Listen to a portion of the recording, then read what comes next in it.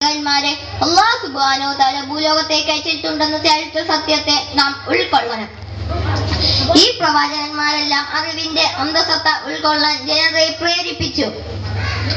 അജ്ഞത കൊണ്ടുണ്ടാകുന്ന ആപത്തുകളും വിപത്തുകൾ അവർ ചൂണ്ടിക്കാട്ടി.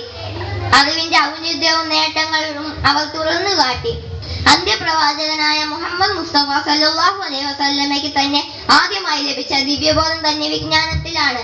വെളിച്ചം വീശുന്നതിനാണ് അഥവാ ഇഖ്റ അഥവാ വായിക്കുക എന്ന നിർദ്ദേശവുമായാണ് ആദ്യ വഹി ഇറങ്ങിയത്. വായനയിലൂടെ വിവിധ മേഖലകൾ സ്വായത്തമാക്കുക എന്നതത്രേ അതിന്റെ ഉൾസാരം. അത് മനുഷ്യന്റെ നന്മയ്ക്ക് വേണ്ടി ഉപയോഗിക്കുമ്പോഴാണ് മനുഷ്യൻ മനുഷ്യനായി മാറുന്നത്.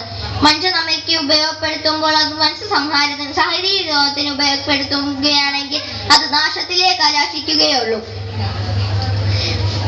ഭൗതികവും ആത്മാത്മികവുമായ അറിവുകൾ മനുഷ്യൻ നേടിയെടുക്കണം. മുസ്ലിമായ മനുഷ്യനെ സംബന്ധിച്ചിടത്തോളം മതപരമായ വിജ്ഞാനം അവന്റെ ജീവിതത്തിന്റെ ഭാഗമാണ്. അൽ ഇൽമു ഹയാത്തുൽ ഇസ്ലാം വ ഇമാദുദ്ദീൻ, അത് ഇസ്ലാമിന്റെ ജീവനും ദീനിന്റെ നെടുന്തൂണുമാണ് എന്ന നബിവചനം നാം ഉൾക്കൊള്ളണം.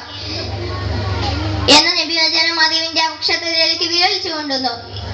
അറിവ് നേടി ഔന്നത്യം വരിക്കാൻ അല്ലാഹു നമ്മെ തുണയ്ക്കട്ടെ. ആമീൻ. ഇത്രയും പറഞ്ഞ് എന്റെ ലഘു പ്രഭാഷണം സംഹരിക്കുന്നു. അസ്സലാമു അലൈക്കും.